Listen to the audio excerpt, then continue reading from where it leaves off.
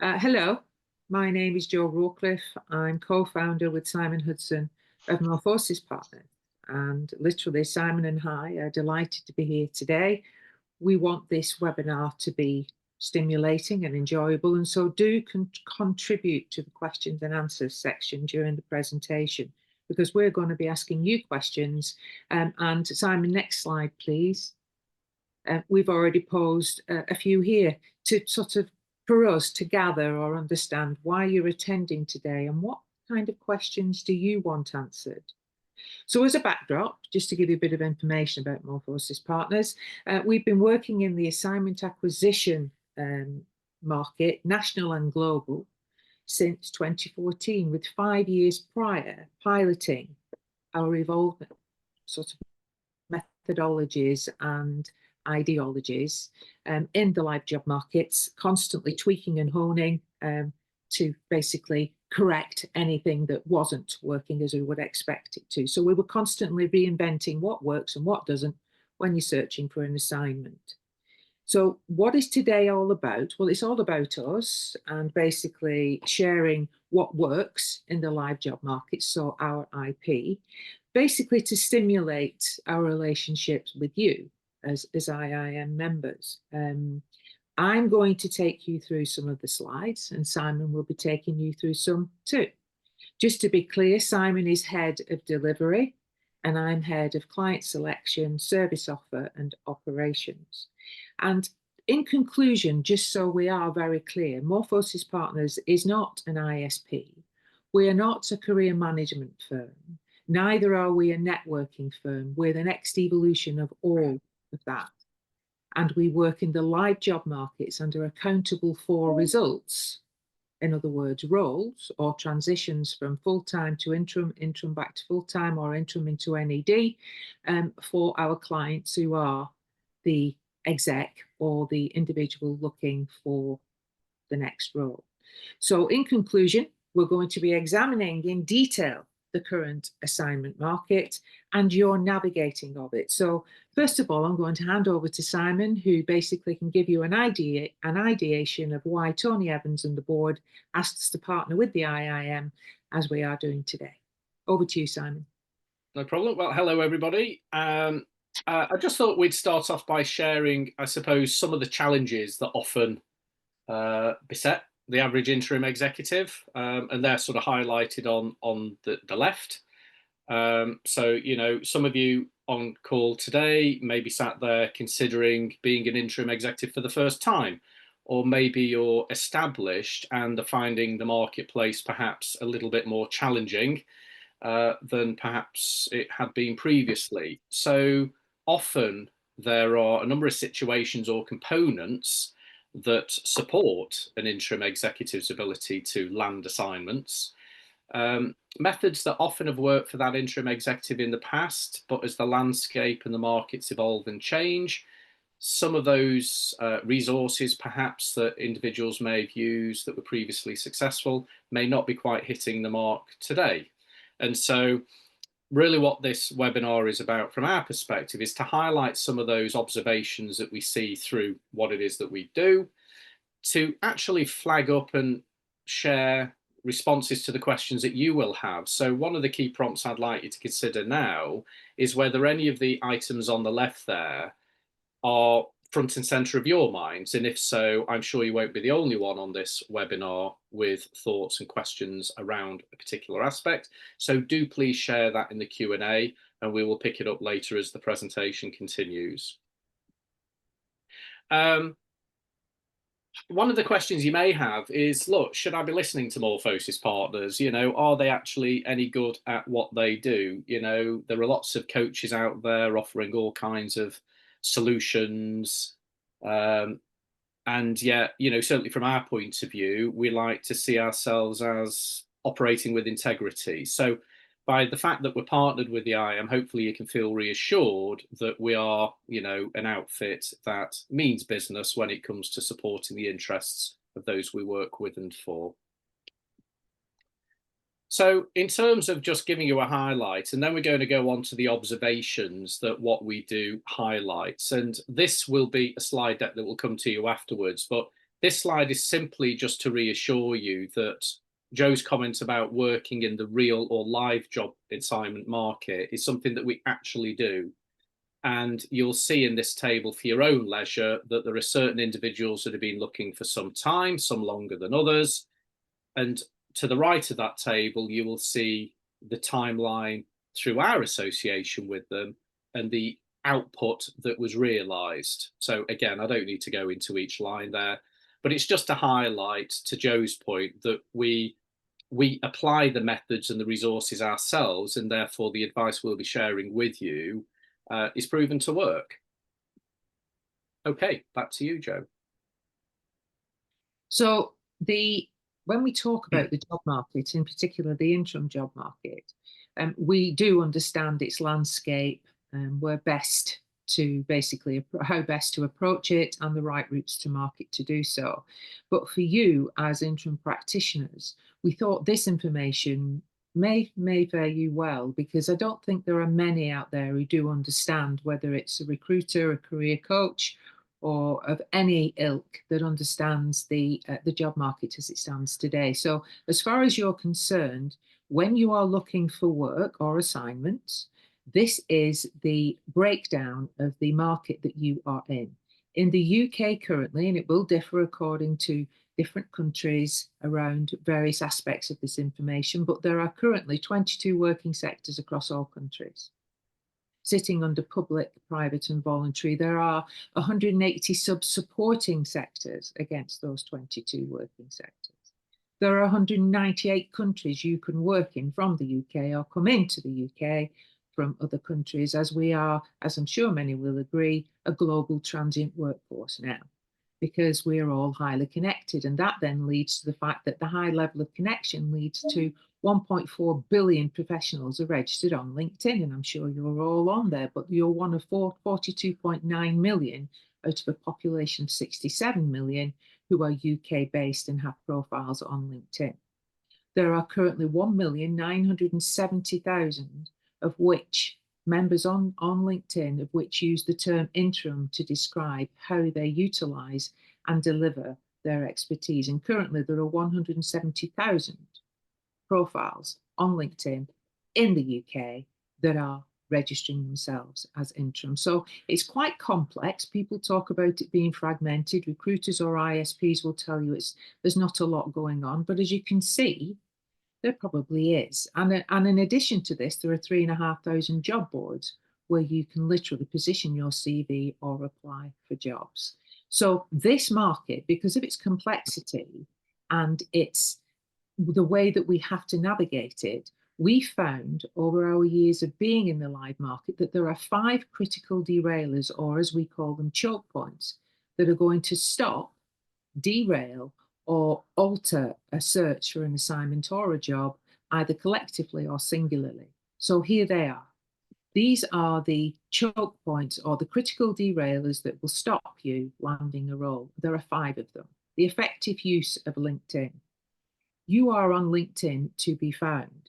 So how are you going to cut through all the noise and the fact that there are 1 billion or 42.9 million profiles registered in the UK? Profiles need to be seen, and they need to be recognised, and they need to be found. So how are you going to be seen and even heard by those who have an opportunity or basically an interest in you as an interim practitioner? And your profile on LinkedIn and your activity on such far surpasses your CV. And the reason for that is that LinkedIn is part of your digital footprint, which is one of the critical areas for finding talent for companies these days: advocacy and your digital footprint. The next critical derailer is correct alignment with ISPs. Are you known to the right ISP?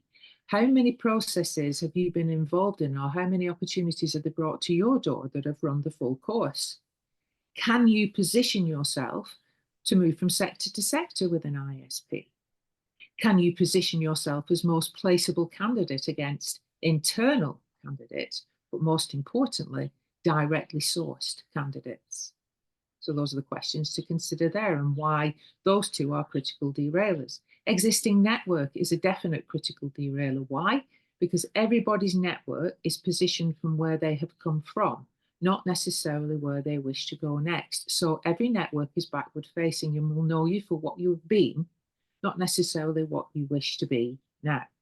So in essence, an existing network, we feel, should be and works correctly when it's future facing and not where you have come from. And the adage that a network is not what you know, it's who you know, that's really relatable to the days of red telephone boxes and carrier pigeons.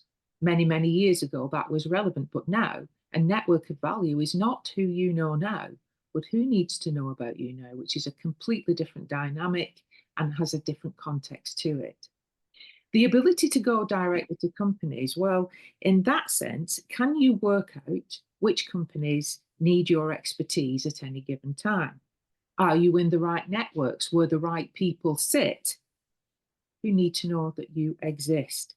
Remembering, of course, that companies can find talent themselves these days, and that last year there was a 30% reduction in placement fees.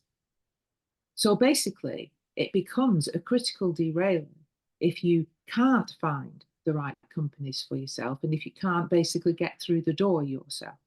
And another point to mention here is when you've got top Shrek firms, the likes of Spencer Stuart and one of their global MDs coming out and saying, actually, if you're looking for roles at a certain level, assignments or other, then you're best actually working your networks yourself, because we're only getting to fulfill or see 5 to 15% of what's available.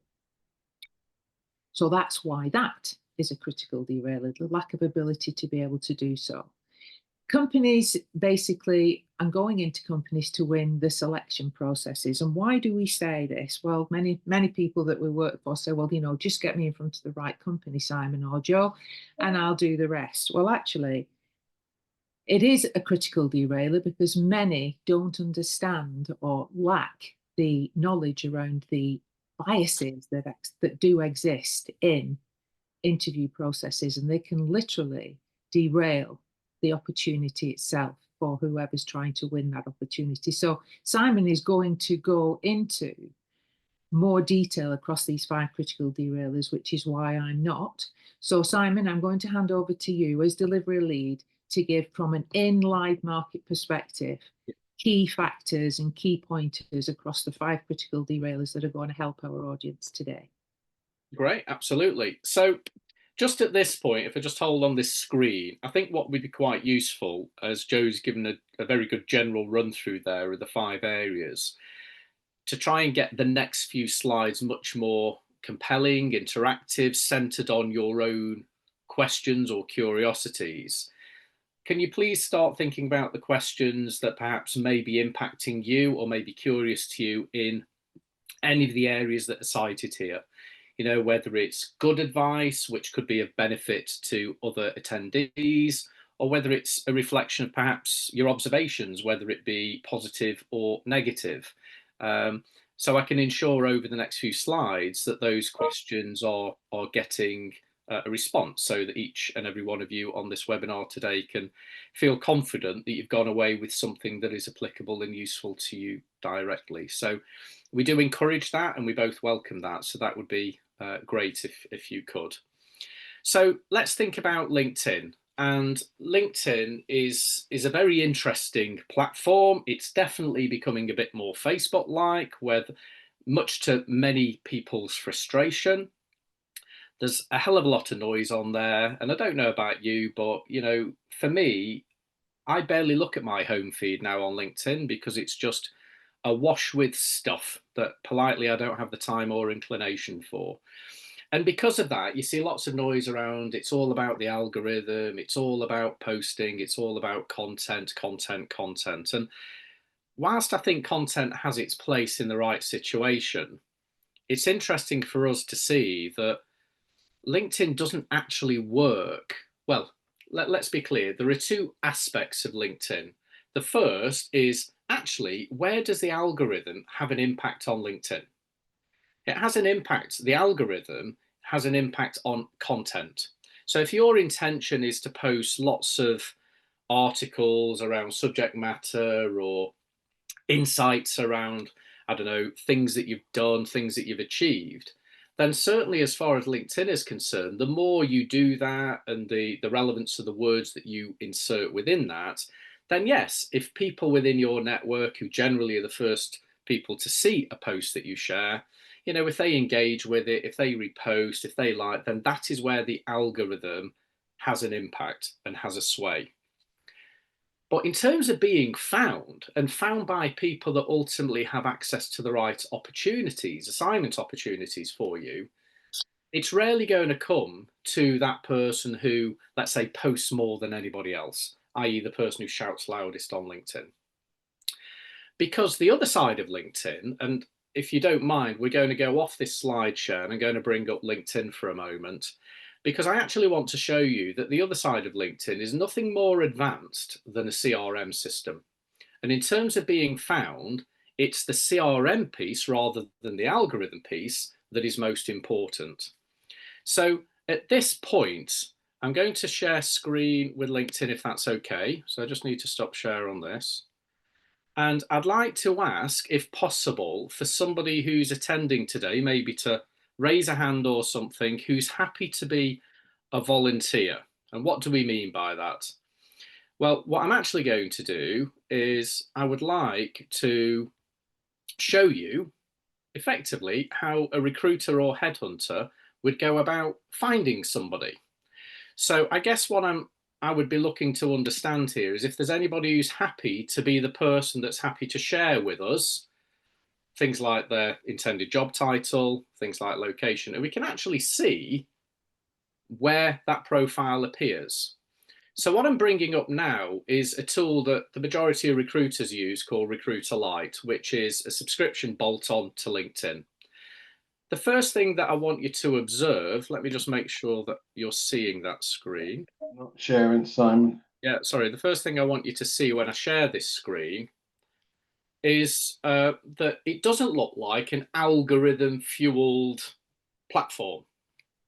It's actually a CRM system. And you'll see here, if you just sort of follow the cursor, that so when does this get used? This gets used if, let's say, I'm a recruiter and a client says, I'd like an interim transformation director.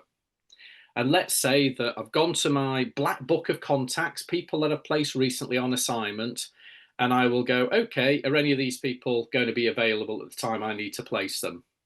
Let's say I draw a blank. I go to my database for whatever reason. Let's say I draw a blank. So I come to this. So the question I've got is anybody wanting to volunteer to see if we can find them on LinkedIn?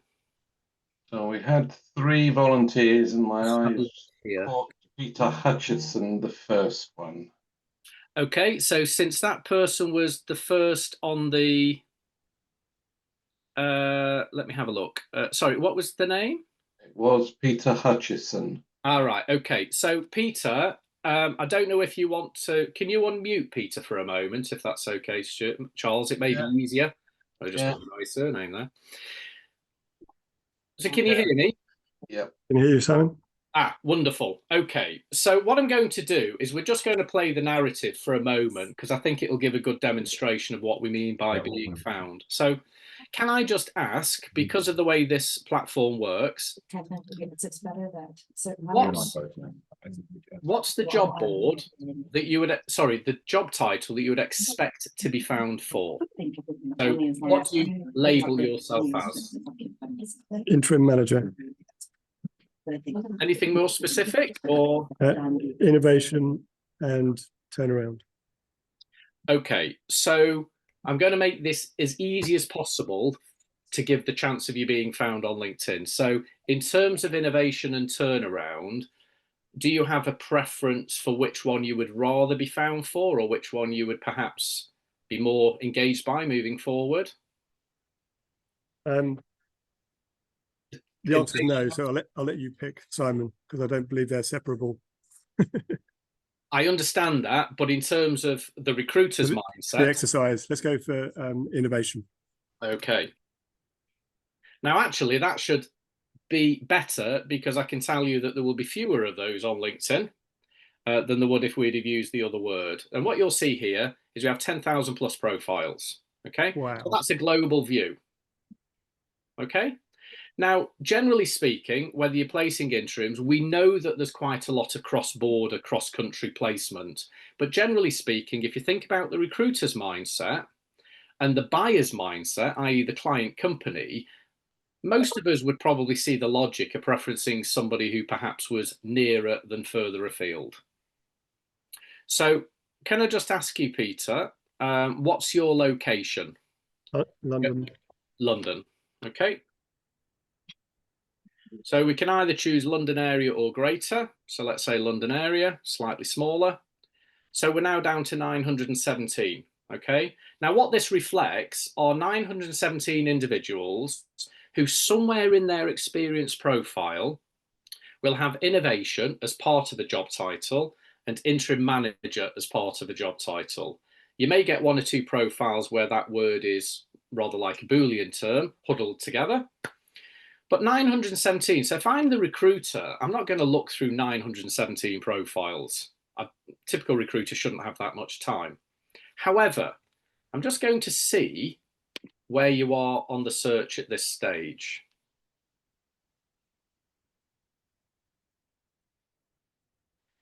Okay, so what we have, the first thing I want you to see here is I'm probably connected in my own network to people who have innovation and interim management as part of their profile. And the first thing I want you to see is that it doesn't prioritize the level of my relative connectivity. That's the first thing I want you to see. So it's not biasing me based on my relationship. Also, have you noticed there's absolutely no content on here? No posts, no activity, no like. It's irrelevant to being found. Unless you want to be a social media type influencer, you know, and that type of thing. Because actually, what am I getting here? I'm getting a very, very succinct summary. But there are a few things that I'd like to see. It will highlight clearly the terms that are coming through. It will tell me the level of common connections. But what this is this is fueling bias. So what do I mean by that in the mind of a recruiter? Well, if I happen to be recruiting an innovation interim manager for a council, you can see how I would be very drawn to this particular profile. Yeah, because you've got that sector alignment as well as at face value, the capability alignment. But I'm just going to scroll down and see where you are on this list. And there are 25 to a page. Now, I'm not going to hone in on each and every one, but what I want to highlight here is demonstrate just how competitive that landscape is, even for something that could be a bit more specialized, i.e. innovation interim manager. But I do take your point about, you know, you get one tied in with the other term that you used. Your point's made, Simon, beautifully, brilliantly. Yeah, absolutely. So from here, you know, from your point of view, if you're that recruiter, you know, how many pages of 25 do you think the typical recruiter is likely to go through before they think they've probably seen enough in order to reach out to inquire whether they're available or not? Probably 2 or 3 pages of 25, perhaps. So I'll look at. Okay. So my point here is, so what I'm going to do is I'm going to see if you are in this list at all. Okay. So what that means is down here, I can actually pop in your name. So Hutchison. Right. Okay. So let's say from a diversity and inclusion point of view, we don't have a Hutchison in the client company and they would like one. So I'm going to go for Hutchison. Just make sure spelled. Yeah. Is that right? Correct. Yeah. Okay. So let's see if you are in here. Now, if we go to the top, I'm just going to just need to click search on that. Sorry. There we go. Let's try again. I don't know why it didn't save. Probably because I didn't push enter. Yeah, push return. Okay, one total candidate. So let's hope this is you. Fingers crossed. Fingers crossed. Right, now, why has Oh, it come up with no search result, despite the fact that it highlighted there was a name? This is about our relative connectivity. So what does that mean? If you're a premium LinkedIn subscriber, i.e. the normal LinkedIn that most of us see every day, you've got your standard free subscription, then you've got the premium one. The premium one will give you access to third degree to a point. It may be that you and I are further afield in terms of that sort of concentricity of network connectivity. And if that's the case, it can often leave it like this. But what I'll do instead is I'm just going to see if I can find you by your first name instead, because that may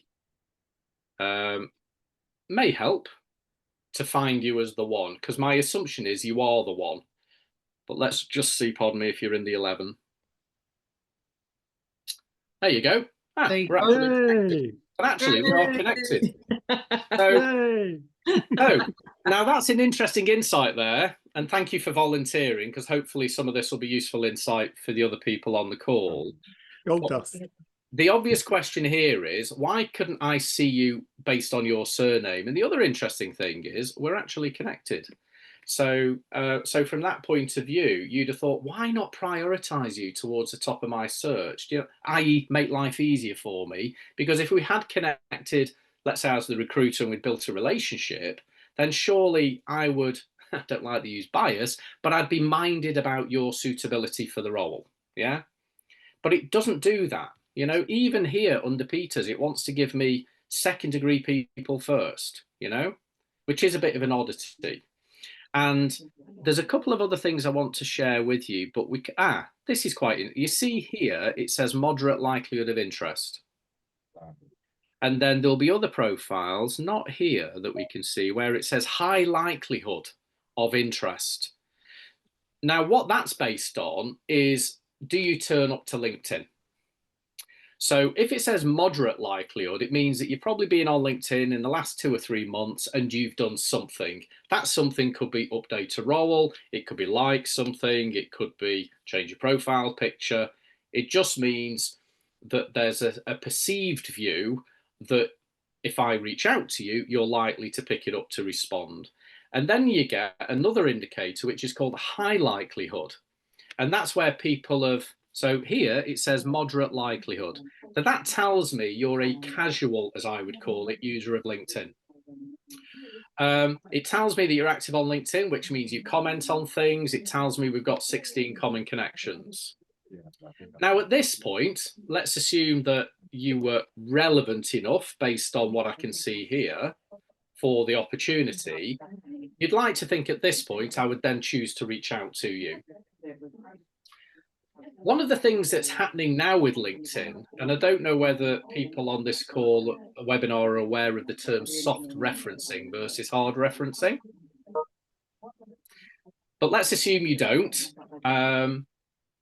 What that means is I now have the ability to click here to look at who we have in common. Let's say if I didn't know you or know you particularly well. I can reach out to those people that I know trust me and vice versa. And I can say, oh, I'm potentially looking to fill a mandate and I've seen with interest a profile for Peter. And I was just wondering, A, whether you know him, and secondly, what you think of him. And all of this can happen before I choose to reach out, which also means I could choose at that point to deselect.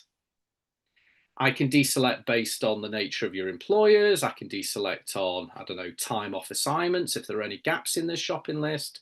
You can see how the recruiter's mind is focused on not, can I do everything I can to get Peter to interview?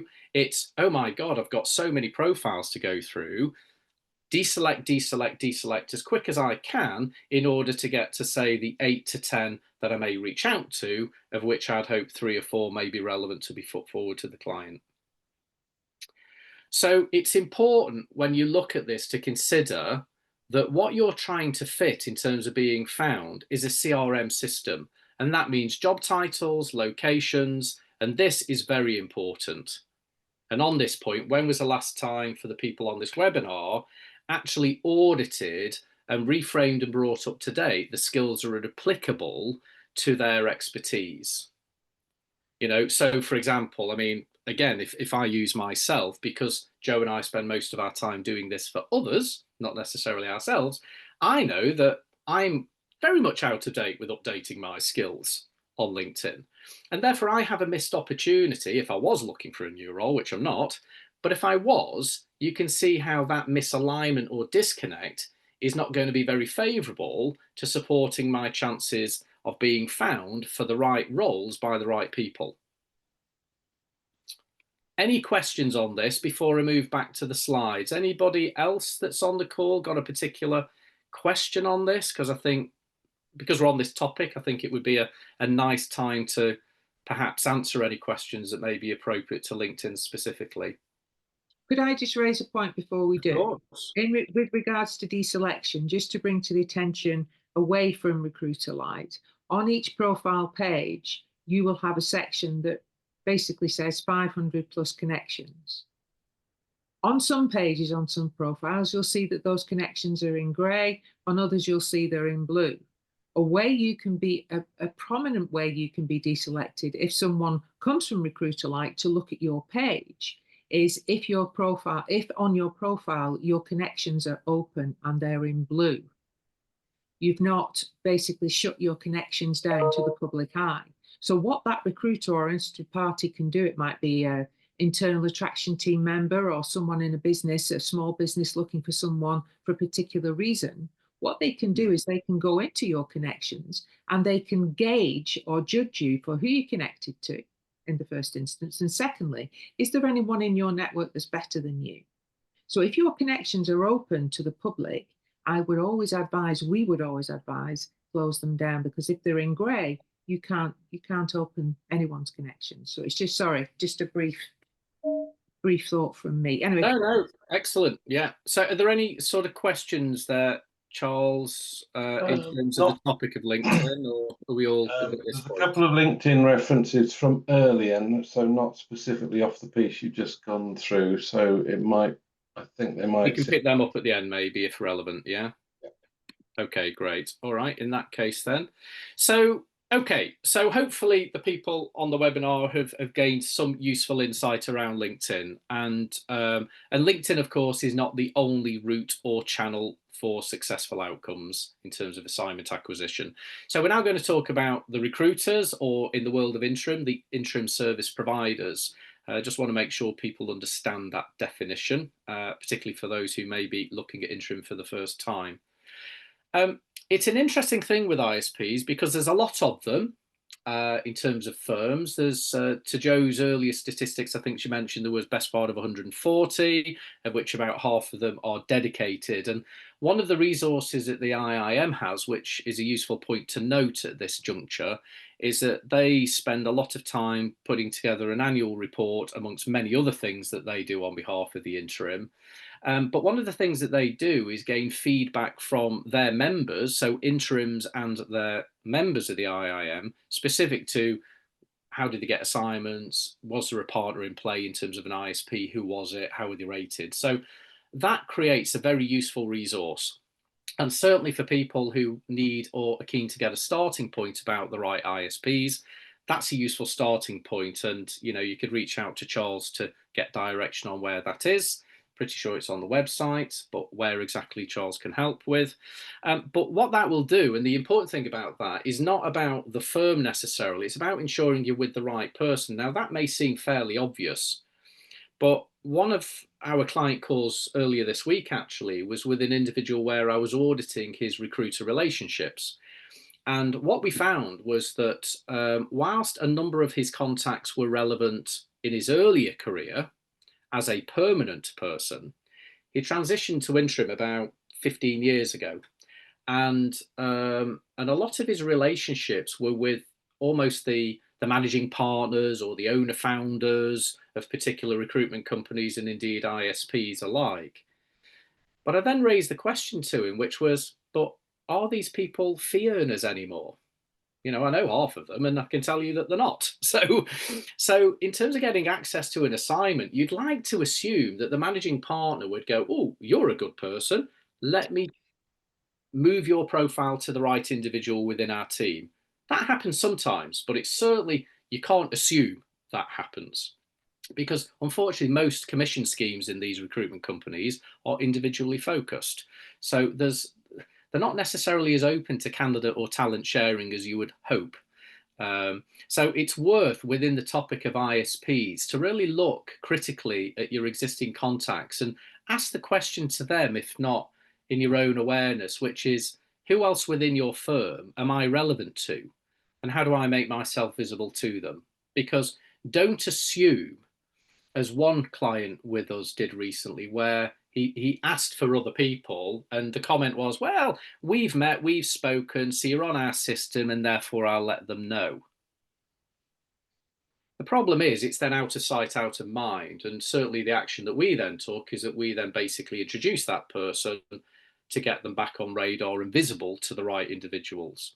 So I think it's important to make sure that if you do engage with ISPs, it's the right firm and the right individual. But also you've got to work with them. And that may seem, again, quite obvious, but the number of times that I see ISPs or recruiters generally complain about candidates and talent who reach out once a month with simply a, have you got any assignments yet? I'm still looking. How's the market?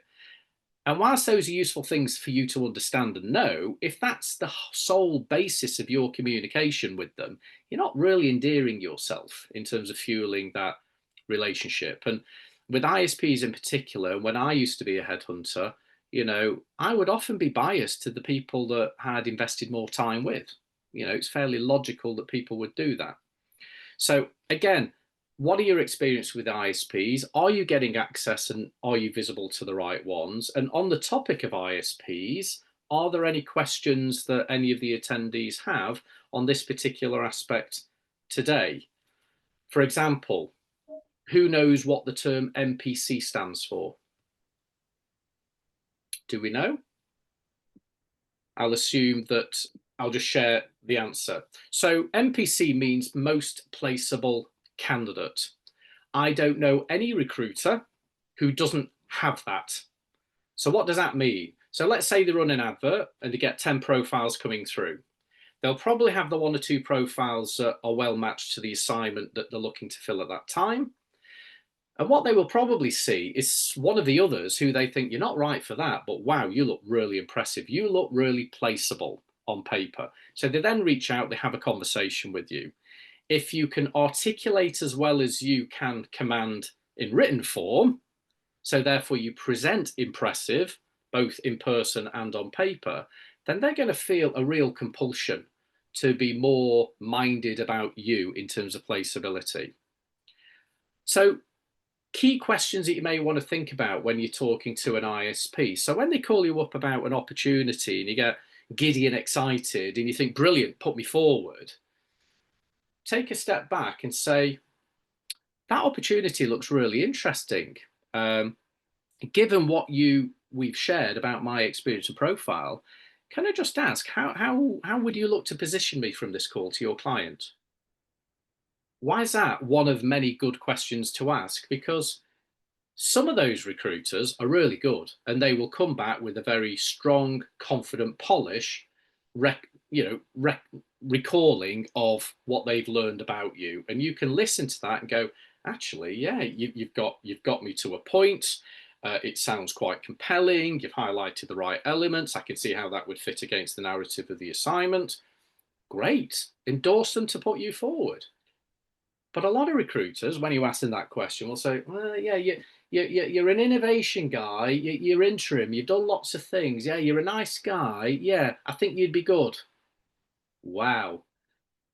Imagine that being presented as the narrative to the end client. You can see how that's not going to help you in the process of getting through selection. So it's important that you challenge the ISP as much as they challenge you, because one of the key things you've got to consider here is if you give them consent to represent you against a particular mandate, the trade-off is at least a 20% margin on top of your day rate. And in many firms, it can be much higher than that. So what you've got to consider is, what value do they give me for the fact that I may be being put forward to a company where that company may also be considering directly sourced talent, which we'll go on to in a minute, i.e. individuals that do not have that margin issue attached. Now, in certain cases, we know that companies will use an ISP on a retainer in isolation, and that's all clear and that's sound. But you still need to understand, if they're going to put you forward, are you the bride on the shortlist, or are you a bridesmaid making up numbers? Because ultimately, as an interim, like any executive, don't waste your time, and make sure you qualify the assignment opportunity well enough before you give them the consent to present you forward. I'm just going to rush through the other three more quickly, because there are 5 that often challenge people. Existing network, Joe's already talks about this, but what I would say here is, with existing network, often it's not that the network doesn't have access to other individuals or companies that you could be introduced to. It's often the approach that our clients have been using before that aren't helping them to get the access. Because when we've worked with them, we've gained nearly 30% success with our clients, actually getting them the next opportunity through the network they already have that they perceive they'd already exhausted some time ago. So the ability to reposition, to reinvigorate, to refresh those relationships is quite important. And often the reason why existing networks get stuck is because when you establish that relationship in the first instance, you kind of get framed, you get put in a box. So there will be people in my network who know me as the headhunter, you know, people that I may not have spoken to for 10 plus years, because that's what I was then, you know. Whereas now, so if I go to them and say, oh, I'm looking for another, you know, sort of live market coaching, executive guidance type role, let's say, yeah, they're going to struggle to correlate that, because they will remember me as that sort of placement headhunter. So it's important with your existing network that you reposition and realign them to support your future intention. Your ability to go direct to companies. For most people that we've seen, they have a desire or an intent on being able to do that, but often they get stuck because they don't know where to start. And the reason for that normally is that when you start an assignment search, you often find that at the starting point, you're very much focused on the perfect version of what you would like to secure, i.e. that fairly pure innovation, interim management type role, or whatever your expertise is for the other people on this call. And that absolutely makes sense. But when you don't get the run of the cloth, what tends to happen with most executives is they go, well, there's not much happening there. So what I'm going to do is I'm going to dilute who I am. I'm going to spread myself far and wide and thin under the belief that my skills are transferable. So, you know, I've seen an interim CFO who's been applying for an interim finance manager role. And you sort of think, but you're overqualified. What's the point? There's going to be a perfect interim finance manager role for that interim finance manager opportunity. And also, what does it imply to the recruiter? What does it imply to the end company if there's such a grand erosion of value or diversion from where you at your best really sit? Because ultimately, if you take a lesser role that doesn't use your skills at your best, it's going to grate with you anyway. And it may impact on the quality of your deliverables on that assignment. So for most people, the reason that they end up going broad and far is because they lack the blueprint or a framework for being able to go precisely towards organizations that make sense. So what we basically do there is we say to people, well, look, if you want to move forward, have conviction, leadership conviction about what you at your best looks like. Because if you start with you rather than the vacancy, you know, you're either trying to fit an assignment, or you pause at that and you go, hang on a minute, what does me at my best look like? Okay, it's this, not that. Right. So once I've defined that, your audience, i.e. the end employers, become finite. In fact, it's finite for every executive on the planet. How do we know this? Well, an interim CEO that we worked with in Belgium 2 years ago, he had gone through the process that I've alluded to, which is he started off focused, then he went broad. It was going broad that caused him the challenge and the disconnect in the market, put a lot of recruiters off. He then came to us, and the first thing that we did is we repositioned him to focus. And we took him direct to companies, because once he was focused, his audience was 32 companies long. We then picked 11, and of the 11, 8 of the chairmen wanted to meet him from 11, and he ended up with 2 assignment opportunities and 1 low ball. He went in as the interim group chief exec of a particular business, and that was delivered in about 8 weeks. So my advice about going direct is, rather than trying to think where do we start with yourself and really hone in on that, because a role that would suit me at my best, it would be different to a role that would suit Jo at her best, and similarly with Charles and everybody attending this call. So have the bravery and the conviction of leadership to really hone in on what you're really, really good at and where your preferences lie. And the ability to win at selection processes, we highlight that for the simple reason that a lot of individuals do come to us with the view of, look, just get me in front of the right people, I'll be fine.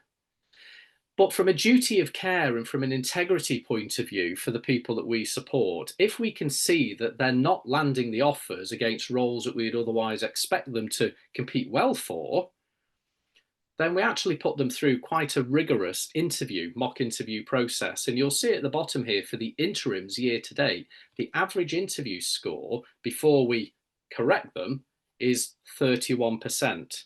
Now, if you think about how competitive the job market is and how just weird and odd it feels in many segments, 31% really isn't, I wouldn't hang my hat on that, in terms of guaranteeing landing the assignment. So, although we did have somebody who did pretty well there with 64%. So, they're not all that low, but what I would say is that 31% is good enough where you're already known and you've got the right networks in place, and therefore there's a level of bias that's ingrained to that relationship and that reputation. But if you're going to an audience which today is less well known to you, either you to them or them to you, then 31% isn't really good enough for the average person going through a selection process. So again, I'm just quickly going through those. So at that point, are there any questions that people have through experience, or just a note of action or insight for others on the call that is worth sharing, or as a question? And if not, we will move on to specifically on this piece. So okay, fine. Okay. So just to sort of go back onto this then, one of the things that we have put together in partnership with the IIM is for anybody who's curious about these 5 choke points or critical derailers, but aren't quite sure, for example, like with the LinkedIn and the search we've done, they're not quite sure, can they be found? Are they in the right positioning? Is it corrected?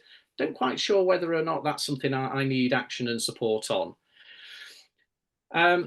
For those that are keen to benchmark on the 5 areas, so that could be the interview piece, it could be the LinkedIn piece, that you can essentially attend a 1-hour knowledge transfer webinar on 1 or more of the 5. For IIM members, we've made it quite attractive in terms of the pricing point. And more importantly, if you're curious across the 5, then there's an additional discount for IIM members that you could look to procure. So the point of these offers is that sometimes we meet people who aren't quite sure where they fit within the, am I on point? Am I way off mark? So it's a relatively inexpensive way of getting that measure for you. And that's the key point here. It gives a measure for you in terms of where you stand. And not only can that be really useful in terms of takeaways and insights, but what it will then do is provide the evidence, I suppose, for you to then take a view as to whether you would be interested in a fuller Morphosis Partners support solution, which again, in partnership with the IIM, we've been able to agree with them a significant discount for members.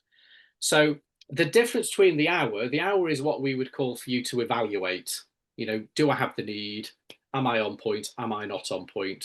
Whereas the second offer is for those who perhaps understand that there's a disconnect and an opportunity to realign. And so here, for those that recognize that's where they are, then ultimately there's a discount. But again, you'd get the additional 20% if it is that you were interested in aligning across the piece. You know, so I just wanted to put that out there, because ultimately, if you go away from this webinar and you're left with questions and areas of need, you know, then ultimately Joe or myself would be delighted to talk with you on a one-to-one basis, or perhaps you could attend one of our group webinars on a particular topic or derail a point. So at that point, are there any questions that we have, Charles? Because that's really the end of the slideshow as far as we're concerned. So thank you, Simon. So in terms of questions, I'm going to go back to the beginning. Conscious we've got about 8 minutes. So what I will say is anything we haven't answered on the call, we'll capture and answer when we share the Slide deck, yeah. Slide deck, etc. So I'm going from the beginning forward. So how to cut through the noise on LinkedIn authentically and effectively without adding to the noise, because there's so much AI Wow. already. That's probably the next 20 minutes on its own, I suspect. I don't know who that was. That's come up as an anonymous person, unfortunately. So, well, I mean, I can give a short answer to that. I think the key point is, I'm not saying that you can't, you know, celebrate somebody's 10 years in a role and anything like that. But what I would say is, if you wanted to contribute to content, make it focused on things that support your brand. So that should be around either your subject matter expertise, so that you're demonstrating that you're maintaining your knowledge currency. Don't make it too academic, because we're dealing with LinkedIn at the end of the day. So that's a good one. Another one would be around insights that come from particular companies that may be relevant to your sector. So simple shares on things like that. So it doesn't need to become a full-time gig. Other than that, just focus on the people that are relevant to you. So hopefully that gives insight. Thank you, Simon. Next one's from Hayley. So if your existing network is backward facing and yet Spencer Stuart is saying use your network to find roles, how do you build a new network at speed? Okay, well, happy to take that. First thing I would say is think about your own focus. So I alluded to the fact that everybody's forward future network is finite if you first get the definition of yourself. So what does that mean? It's about, okay, so what's your badge? What's your location? Where within a business cycle are you most adept and most wanting to be? Where are you in terms of sector bias or preference? Because at the end of the day, there is a weight that gets given to that, particularly if you're looking at advertised assignment mandates. So at that point, that's your starting point. So, you know, if I was somebody that was an FD financial services, I would be thinking, well, who are the other banks? I'd be thinking, okay, beyond the banks, who else have we got? We've got the challengers, the NEOs, and the building societies. Okay, so at that point, if I'm an FD, whether it be interim or other, who would be my buyer within those environments? Right, so in smaller entities, it may well be the chief exec or the MD, but probably it'd be a CFO. So therefore, that becomes the identified person within the company that most makes sense. That's where you focus your forward network development activities. Thank you. This one I think you may have covered a bit, but let's just go through anyway. So this is from Dan. If I'm building a relevant network on LinkedIn, how do I make myself seen for what I want with the right people? I guess you partly covered that. Yeah. So it starts with the tagline, you know, make it clear, make it succinct. Then it's your about section. And your about section, not only do you make reference to your past to validate, but it's the only bit of your LinkedIn profile where you can actually talk to the future, because everything else is an experience log. So from that point of view, that's useful. And then in terms of engagement, once you've done that, what I would do is I would pick out some of my existing network, I would reach out to them, and I would effectively use them to test the narrative. So if I'm trying to pivot from here to here, use those people that know you fairly well, that you trust, and run it past them, because actually they'd be a very good gauge on, does it make sense? Are you barking up the wrong tree? Or maybe the right tree, hopefully. So yeah, again, that would be my view there. Okay. Could I just add, sorry, very quickly, Yeah. could I just add that a way to define how much you need to build your network so that it is future facing is basically to audit it and break it down across 4 key areas. How many people in your network are basically beneath you? And by that I mean they've worked for you, they don't carry your badge or your title. Recruiters, ISPs, all sit beneath you. So how many of those do you have in your network? Because quite frankly, they'll not really be of much use unless they surpassed you, which in that case they wouldn't be in that criteria. But essentially they will come to you for something rather than you being able to go to them. Another piece of data that's interesting is how many people do you have in your network that are like you, that you would consider as competitors, or they're you. And thirdly, and most importantly, how many people do you have in your network that are above you, that you are no threat to? In other words, board members, NEDs, trustees, other members on an exec board that you would support. How many of those have you got? And most importantly, how many of them do you know very well? And it's an interesting exercise to actually give you an ideation of where you need to concentrate your efforts more. And you can export your data from LinkedIn, and you can do a very simple analysis from that data. But it's very useful as a positioning tool for yourself before you even begin to think of who's in my network. That gives you a clear indicator as to who those people may or may not be. Okay, thank you. We've got one last question. I think the others will have to take off and respond afterwards. So competence to win was the point on one of the slides, I think. What are the best practices for interview preparation and meeting the client need in the interview? This one's from Matthew. Yeah, I think sometimes people can almost overly prepare for interview. And I don't mean that in terms of necessarily the actual interview technique. I mean in terms of the research about the business, the situation and all of that. And I think sometimes if you go in overly prepared, you can often find yourself with the wrong assumptions or interpretations. And that's because often a job spec may not necessarily be composed by the person who's actually got the headache and the problem to solve. So sometimes I think people go in overly prepared on the company dynamic. So the general advice I would say is it's a solution sell. And what does that mean? It means that when you engage with that client in first instance, instead of assume what I would call a subordinate position, which is question, answer, let them lead, because we can't assume that they're going to ask the right questions. And so from that point of view, you may end up leaving that meeting where you think, yeah, that was great. I answered all the questions, but did you actually give them the information that they need upon which to make the decision? And certainly when we give people our mock interviews, that's one of the key issues that we find. So from that point of view, I would say you need to be much more acute in seeking the questions in order to make it much more of a free flow, almost a conversation rather than an interview. And one of the key tips that we give people attending interview is not to use the word interview when they're in it. Really delighted to be here, looking forward to the conversation. Just totally take it away from the angst and the awkwardness of, ooh, interview. Most interviews don't like interviewing, and most of them aren't trained on it either. So do they really want to be in that situation? No, they want to see you almost as if you are in role as an ally with them, which means those who make it conversational earliest in an interview tend to win. Okay, that's a good one. Thank you very much indeed. Okay, with that, I'd like to draw it to a close. I'd like to thank Simon and Joe for their time today, as ever. We will share the recording. We will also update and try and answer the remaining questions.